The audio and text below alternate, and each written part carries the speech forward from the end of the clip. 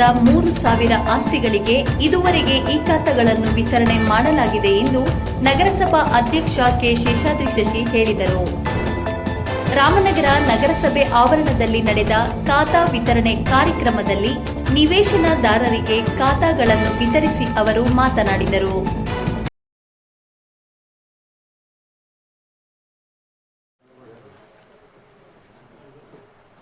ರಾಮನಗರ ನಗರಸಭೆ ವತಿಯಿಂದ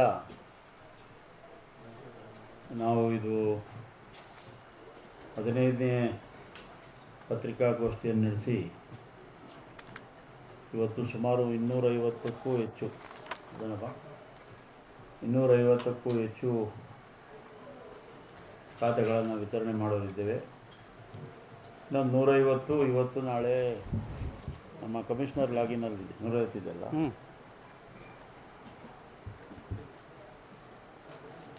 ಈಗಾಗಲೇ ನಾವು ಸುಮಾರು 3,000ಕ್ಕೂ ಹೆಚ್ಚು ಖಾತೆಗಳನ್ನು ವಿತರಣೆ ಮಾಡಿದ್ದೀವಿ. ಆದರೂ ನಮಗೆ ಸಮಾಧಾನ ಇಲ್ಲ. ಅದಕ್ಕೋಸ್ಕರ ಇನ್ನೂ ಸುಮಾರು 17,000 ಖಾತೆಯಷ್ಟು ಪೆಂಡಿಂಗ್ ಇದೆ ರಾಮನಗರದಲ್ಲಿ. ಅಂದರೆ ನೀವು ಖಾತೆಗಳಿಗೆ ಅಪ್ಲೈ ಮಾಡದೇ ಇರೋರು ಬೇರೆ ಬೇರೆ ಕಾರಣಗಳಿಂದಲೋ, ಸೊ ಅದೆಲ್ಲ ನಾವು ಎಲ್ಲರನ್ನೂ ಟ್ಯಾಕ್ಸ್ ನೆಟ್ಗೆ ತರಬೇಕಂತೇಳಿ ವಿನೂತನವಾಗಿ ರಾಮನಗರ ನಗರಸಭೆ ವತಿಯಿಂದ ನಿಮ್ಮ ಆಸ್ತಿ ನಿಮ್ಮ ಹಕ್ಕು, ಮನೆ ಮನೆಗೆ ಈ ಖಾತಾ, ಈ ಒಂದು ಅಭಿಯಾನವನ್ನು ನಾಳೆಯಿಂದ ಪ್ರಾರಂಭ ಮಾಡ್ತಾ ಇದ್ದೇವೆ. ಇದೇನೆಂದರೆ ನಾವು ಈಗಾಗಲೇ ಪ್ರಾಯೋಗಿಕವಾಗಿ 9 ವಾರ್ಡ್ಗಳನ್ನ ಆಯ್ಕೆ ಮಾಡಿ 1ರಿಂದ 9ನೇ ವಾರ್ಡು, ನಾಳೆ 2 ವಾರ್ಡ್ಗಳು, ವಾರ್ಡ್ ನಂಬರ್ 1 ಮತ್ತು 2 ವಿಜಯನಗರ ಸರ್ಕಾರಿ ಹಿರಿಯ ಪ್ರಾಥಮಿಕ ಶಾಲೆ ಇಲ್ಲಿ ಆಯೋಜನೆಯನ್ನು ಮಾಡಿದ್ದೇವೆ. ಇವತ್ತು 1ನೇ ವಾರ್ಡು 2ನೇ ವಾರ್ಡ್ನವರು ಕೊಟ್ಟಿಲ್ಲ, ನಾಳೆ ಕೊಡೋದು ಅಂತ ಇಟ್ಕೊಂಡಿದ್ದೀವಲ್ಲ. 1ನೇ ವಾರ್ಡು 2ನೇ ವಾರ್ಡ್ನ ಖಾತೆದಾರರಿಗೆ ನಾಳೆ ಅಲ್ಲಿ ವಿಜಯನಗರದಲ್ಲಿ ವಿತರಣೆ ಮಾಡೋರಿದ್ದೇವೆ. ಸುಬ್ರಹ್ಮಣ್ಯ ಮತ್ತು ವಾರ್ಡ್ ನಂಬರ್ 3, 4, 5 ಗಾಂಧಿನಗರ, ಕಾಯಸಪ್ಪನ ಬೀದಿ, ಮೇದ್ರ ಬೀದಿ, ಶೆಡ್ಬೆಲ್ಜಿಗಿರ್ ಬೀದಿ ಇವೆಲ್ಲವನ್ನು ಕೂಡ ಲಕ್ಷ್ಮೀನಾರಾಯಣ ಸ್ವಾಮಿ ದೇವಸ್ಥಾನ, ಕಾಯಸಪ್ಪನ ಬೀದಿಯಲ್ಲಿರ್ತಕ್ಕಂಥ ಲಕ್ಷ್ಮೀನಾರಾಯಣ ಸ್ವಾಮಿ ದೇವಸ್ಥಾನದಲ್ಲಿ ಆಯೋಜನೆ ಮಾಡಿದ್ದೇವೆ. ಅದು 28ನೇ ತಾರೀಕು 7ನೇ ತಿಂಗಳು, ಅದೇ ಇದೇ ತಿಂಗಳ 28ನೇ ತಾರೀಕಿನಂದು. ಮತ್ತು ಕನ್ನಿಕಾ ಮಹಲ್ನಲ್ಲಿ 31ನೇ ತಾರೀಕು ವಾರ್ಡ್ ನಂಬರ್ 6, 7, 8, 9 ಈ 4 ವಾರ್ಡ್ಗಳವರೆಗೆ ಕನ್ನಿಕಾ ಮಹಲ್ನಲ್ಲಿ ಆಯೋಜನೆ ಮಾಡಿದ್ದೀವಿ. ಇದಕ್ಕೆ ಬೇಕಾಗಿ ನಾವು ಕರಪತ್ರಗಳ ಮೂಲಕ ಪ್ರತಿ ಮನೆಗೂ ಕೂಡ ಹಂಚಿಸ್ತಾ ಇದ್ವಿ. ನಾವು ಈ ಆಸ್ತಿ ಸೃಜನೆ ಮಾಡಬೇಕಂದ್ರೆ ಬೇಕಾಗಿರ್ತಕ್ಕಂಥ ದಾಖಲಾತಿಗಳ ಒಂದು ಪಟ್ಟಿಯನ್ನು ಕೂಡ ಕರಪತ್ರದಲ್ಲಿ ನಾವು ವಿವರಣೆಯ ಮೂಲಕ ವಿವರವಾಗಿ ಕೊಟ್ಟಿದ್ದೇವೆ. ಇವೆಲ್ಲ ಒದಗಿಸಿದಲ್ಲಿ ನಾವು ಸ್ಥಳದಲ್ಲೇ ನಮ್ಮ ಎಂಟೈರ್ ಸ್ಟಾಫ್ನ ಇಲ್ಲಿ ನಾವೆಲ್ಲೆಲ್ಲಿ ಕ್ಯಾಂಪ್ ಮಾಡ್ತೀವೋ ಅಲ್ಲಿ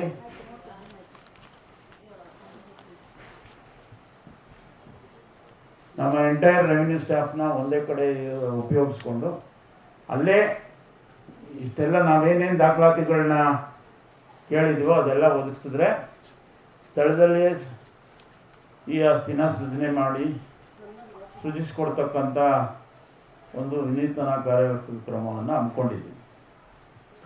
ಇದು ನಾಗರಿಕರು ಸದುಪಯೋಗ ಪಡ್ಕೋಬೇಕು. ಮತ್ತು ಇಲ್ಲಿ ಬಂದು ಹಿಂದೆ ಅಲ್ದಾಡ್ತಾ ಇದ್ದರು, ಈಗ ಒಂದು ಸ್ವಲ್ಪ ಅಲ್ದಾಟ ಕಡಿಮೆ ಆಗಿದೆ, ನಾವು ಬೇಗ ಮಾಡ್ತೀವಿ ಅಂಥೇಳಿ ಕೆಲವು ಸಾರಿ ಇಲ್ಲೂ ಕೂಡ ನಾವು 10 ದಿನ 15 ದಿನ ಅಂದ್ವಿ, 1 ತಿಂಗಳು 1.5 ತಿಂಗಳು ಆಗಿರೋದು ಉಂಟು. ಅದಕ್ಕೆ ನಮ್ಮಲ್ಲಿ ಸರ್ವರ್ ಪ್ರಾಬ್ಲಮ್ಮು ಮತ್ತು ಕೆಲವು ಕಂದಾಯಗಳು ನಿಧಾನ ಕಟ್ಟಿರೋದು ಕೆಲವೆಲ್ಲ ಸಣ್ಣ ಪುಟ್ಟ ಲೋಪದೋಷ ಇದ್ದಾವೆ. ಅದೆಲ್ಲ ಸರಿದೂಗಿಸ್ಕೊಂಡು ನಾವು ಆದಷ್ಟು ಬೇಗ ಜನರಿಗೆ ಈ ಖಾತೆಯನ್ನು ವಿತರಣೆ ಮಾಡ್ತಕ್ಕಂಥ ಕಾರ್ಯಕ್ರಮವನ್ನು ಮಾಡ್ಕೊಂಡು ಬಂದಿದ್ದೀವಿ. ಇದು 15ನೇ ಪತ್ರಿಕಾಗೋಷ್ಠಿಯನ್ನು ಮಾಡ್ತಾಯಿದ್ವಿ. ನಾವು ಪತ್ರಿಕಾಗೋಷ್ಠಿಯನ್ನು ಮಾಡೋ ಉದ್ದೇಶ ಏನಂದರೆ ಜನರಿಗೆ ಇದ್ರ ಬಗ್ಗೆ ಜಾಗೃತಿ ಉಂಟಾಗಲಿ, ಬೇಗ ತಮ್ಮ ಆಸ್ತಿ ಹಕ್ಕು, ತಮ್ಮ ಹಕ್ಕುಗಳನ್ನು ಇಲ್ಲಿ ನಾವು ಪ್ರತಿ ಪತ್ರಿಕಾಗೋಷ್ಠಿನಲ್ಲೂ ದಳ್ಳಾಳಿಗಳ ಮೊರೆ ಹೋಗಬೇಡಿ ಅಂತ ಹೇಳ್ತಾ ಇದ್ದೀವಿ. ಆದರೂ ಜನ ಇನ್ನೂ ಕೂಡ ಅವರ ಮೊರೆ ಹೋಗೋದನ್ನು ಕೂಡ ನಾವು ಕಾಣ್ತಾ ಇದ್ವಿ. ನಾವು ಸಾಕಷ್ಟು ಸಾರಿ ಇದ್ರ ಬಗ್ಗೆ ಎಚ್ಚರಿಕೆ ಕೊಟ್ಟಿದ್ದರೂ ಕೂಡ ಆದರೂ ಅದನ್ನು ಜನ ಬಿಟ್ಟಿಲ್ಲ. ನಾನು ಎಲ್ಲರೂ ಅಂತ ಹೇಳಲ್ಲ, ಕೆಲವರು ಅಥವಾ ಬರೋಕ್ಕಾಗದೆ ಮಾಡ್ತಾಯಿದ್ದಾರೋ ಅಥವಾ ಯಾರಾದರೂ ಸೃಷ್ಟಿ ಮಾಡ್ಕೊಂಡು ಮಾಡ್ತಾಯಿದ್ದಾರೋ ಅಥವಾ ಒಂದು ವ್ಯವಸ್ಥಿತವಾಗಿ ಇದು ನಡೀತಾ ಇದೆಯೋ. ನಾವಂತೂ ನಾವು ಪ್ರತಿ ಪತ್ರಿಕಾಗೋಷ್ಠಿನಲ್ಲೂ ನೇರವಾಗಿ ಜನರಿಗೆ ವಿಷಯ ಮುಟ್ಟಿಸ್ತಾ ಇದ್ವಿ. ಯಾರೂ ಕೂಡ ದಳ್ಳಾಳಿಗಳ ಮೊರೆ ಹೋಗಬೇಡಿ, ಅದು ಯಾರಾದರೂ ಆಗಲಿ, ಯಾರೋ ದೊಡ್ಡ ವ್ಯಕ್ತಿ ಇರಲಿ ಸಣ್ಣ ವ್ಯಕ್ತಿ ಇರಲಿ, ಅವ್ರ ಮೊರೆ ಹೋಗಬೇಡಿ ಅಂತ ಹೇಳ್ತಾ ಇದ್ದೀವಿ. ಆದರೂ ಜನ ಅದನ್ನು ರೂಢಿ ವಾಡಿಕೆ ಅಂತಲೋ ಇನ್ನೊಂದು ಕೆಲವರು ಒಂದು 20-30% ಅದನ್ನೇ ಮಾಡ್ತಾಯಿದ್ದಾರೆ. ಆದರೆ ನಾವು ಜನರಿಗೆ ತೊಂದರೆ ಆಗಬಾರ್ದು, ಅರ್ಜಿ ಆಗದವ್ರಿಗೆಲ್ಲರಿಗೂ ಸಕಾಲದಲ್ಲಿ ಕೊಡಬೇಕು ಅಂತೇಳಿ ನಿರಂತರವಾಗಿ ಪ್ರಯತ್ನ ಮಾಡಿ ನಮ್ಮ ರೆವಿನ್ಯೂ ಸಿಬ್ಬಂದಿ ಕಡಿಮೆ ಇದ್ದರು. ಇಷ್ಟು ದಿನ ಸ್ವಲ್ಪ ನಮಗೆ ಎಷ್ಟು ಸಿಬ್ಬಂದಿ ಇರಬೇಕಾಗಿತ್ತೋ ಅಷ್ಟು ಇರಲಿಲ್ಲ, ಬರೀ 60% ಮಾತ್ರ ಇದ್ದರು. ಅದರಲ್ಲೇ ನಾವು ಹಗಲು ರಾತ್ರಿ ಶನಿವಾರ ಭಾನುವಾರ ಕೂಡ ಅವ್ರ ಕೈಲಿ ಕೆಲಸ ಮಾಡಿಸಿ ನಾವು ಜನರಿಗೆ ಅವರ ಆಸ್ತಿಗಳನ್ನು ಕೊಡುವಾಗ ವಿನಾಕಾರಣ ತೊಂದರೆ ಆಗಬಾರ್ದು, ಅಳಿಸಬಾರ್ದು ಅಂಥೇಳಿ ನಾವು ಮ್ಯಾಕ್ಸಿಮಮ್ ಪ್ರಯತ್ನ ಮಾಡಿದ್ವಿ. ಆದರೆ 100ಕ್ಕೆ 100 ನಾವು ಹೇಳಿದ ಟೈಮ್ಗೆ ಕೊಟ್ಬಿಟ್ಟಿದ್ದೀವಿ ಅಂಥೇಳಿ ನಾವು ಅದೇ ತಟ್ಕೊಳ್ಳಲ್ಲ. ಆದರೆ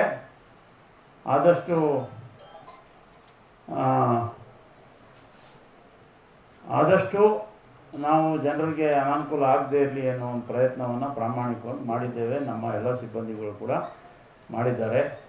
ಆ ನಿಟ್ಟಿನಲ್ಲಿ ಇವತ್ತು ನಾವು ಸುಮಾರು 6 ತಿಂಗಳಿಂದ ಈಚೆಗೆ 3,000ಕ್ಕೂ ಹೆಚ್ಚು ಖಾತೆಗಳನ್ನು ಕೊಟ್ಟಿದ್ದೇವೆ. ಈಗ ನಾವು ಇದನ್ನು ಕೊಡಬೇಕಾದ್ರೆ ನಾವು ಎಷ್ಟು ಸಾರಿ ಇವ್ರನ್ನ ನಮ್ಮ ಸ್ಟಾಫ್ನ, ನಾನು ಕಮಿಷ್ನರು ಮೀಟಿಂಗ್ಗಳು ಹಗಲು ರಾತ್ರಿ ಒಂದೊಂದು ಸಾರಿ ಒಂದೊಂದು ಪ್ರೆಸ್ ಮೀಟ್ ಮಾಡೋಕ್ಕೆ ಮುಂಚೆ 3 ಸಾರಿ ಮೀಟಿಂಗ್ ಕರೆದು ಅವ್ರ ಎದೆ ಮೇಲೆ ನಿಂತ್ಬಿಟ್ಟಿದ್ದೀವಿ ಪಾಪ. ಹಂಗಾಗಿ ಆದರೂ ನಮಗೆ ಪರಿಪೂರ್ಣವಾಗಿ ಇನ್ನೂ ಬೇಕಾದಷ್ಟು ಖಾತೆ ಟ್ಯಾಕ್ಸ್ ನೆಟ್ಗೆ ನಾವು ತರಬೇಕಾಗಿದೆ. ಅದಕ್ಕೋಸ್ಕರ ನಾವು ಈಗ ಜನರನ್ನೇ ನೇರವಾಗಿ ಮುಟ್ಟೋಣ ಅಂಥೇಳಿ ಒಂದು ಪ್ರಯತ್ನ ಮಾಡ್ತಾಯಿದ್ದೀವಿ. ಅದಕ್ಕೆ ಜನ ನಾವು ಕರಪತ್ರ ಮೂಲಕ ಏನು ಒಂದು ದಾಖಲಾತಿಗಳನ್ನ ಕಲೆಕ್ಷನ್ ಮಾಡಿ ಅಂತ ಕೊಟ್ಟಿದ್ದೀವೋ ಅವೆಲ್ಲ ದಾಖಲಾತಿಗಳನ್ನ ಅವನಿಸ್ಕೊಂಡು ನಾವೆಲ್ಲೆಲ್ಲಿ ಪಾಯಿಂಟ್ ಮಾಡ್ತೀವೋ. ಈಗ ಪ್ರಾಯೋಗಿಕವಾಗಿ 9 ವಾರ್ಡ್ ಮಾಡ್ತಾಯಿದ್ದೀವಿ 3 ಪಾಯಿಂಟಲ್ಲಿ. ಅದಾದಮೇಲೆ ನಾವು ಐಜೂರು ಒಂದು ಭಾಗ, ರೈಲ್ವೆ ಗೇಟಿಂದ ಕೆಳಗಡೆ ಮತ್ತು ಈ ಭಾಗದಲ್ಲಿ ಇನ್ನೂ ಒಂದು 3-4 ಪಾಯಿಂಟ್ ಮಾಡ್ತೀವಿ. ಒಂದೊಂದು ಪಾಯಿಂಟ್ನಲ್ಲಿ 3 ವಾರ್ಡ್ 4 ವಾರ್ಡು ಜನ ಸ್ವಲ್ಪ ಎಚ್ಚೆತ್ಕೊಂಡು ನಾವು ಅದಕ್ಕೆ ಪತ್ರಿಕೆಗಳಿಗೆ ವಿಶೇಷವಾಗಿ ಮನವಿ ಮಾಡಿಕೊಂಡು ಇದು ಸ್ವಲ್ಪ ಹೆಚ್ಚು ಪ್ರಚಾರ ಕೊಡಿ, ಯಾಕೆಂದರೆ ಜನರಿಗೆ ಇದ್ರ ಬಗ್ಗೆ ಅರಿವಾಗಲಿ, ಅದರ ಸದುಪಯೋಗ ಪಡ್ಕೊಳ್ಳಿ ಅಂಥೇಳಿ ನಾವು ಒಂದು ಪ್ರಾಮಾಣಿಕವಾದಂಥ ಪ್ರಯತ್ನವನ್ನು ಮಾಡ್ತಾಯಿದ್ದೀವಿ. ಪತ್ರಕರ್ತರು ಕೂಡ ನಮಗೆ ಭಾಳ ಸಹಕಾರ ಕೊಟ್ಟಿದ್ದೀರಿ. ಮುಂದೆ ಕೂಡ ಈ ರೀತಿ ಸಹಕಾರ ಇರಲಿ ಅಂತ ಹೇಳಿ ನಾಳೆಯಿಂದ ನಡೀತಕ್ಕಂಥ ಈ ಅಭಿಯಾನಕ್ಕೆ ನಮ್ಮ ಸಂಪೂರ್ಣ ಸಹಕಾರ ಬೇಕು. ನಾಗರಿಕರು ಕೂಡ ಇದರ ಸದುಪಯೋಗವನ್ನು ಪಡ್ಕೋಬೇಕು. ಈ ಕೆಲವು ಕಡೆ ಈಗ ನಮ್ಮಲ್ಲಿ ಹೋಗ್ತಾ ಇದ್ದಾರೆ ಸ್ಟಾಫು, ಕೆಲವು ಕಡೆ ಏನಂದರೆ ಇದೆ ಕಂದಾಯ ಕಟ್ಟಿಲ್ಲ ಅಂಥೇಳಿ ಕೆಲವರು ಕಂದಾಯ ಕಟ್ಟೋಕ್ಕೆ ಕಷ್ಟ ಆಗ್ತಾಯಿದೆ ಅಂಥೇಳಿ ನಿಧಾನ ಮಾಡ್ಕೊತಾ ಇದ್ದಾರೆ. ಆದರೆ ಏನಾಗುತ್ತೆ, ಈಗ 5 ವರ್ಷ 10 ವರ್ಷ ಉಳಿಸ್ಕೊಂಡ್ರೆ ಅಥವಾ 4 ವರ್ಷ 5 ವರ್ಷ ನಿಲ್ಲಿಸ್ಕೊಂಡ್ರೆ ಚಕ್ರ ಬಡ್ಡಿ ವಿಪರೀತ ಆಗ್ಬಿಡ್ತದೆ.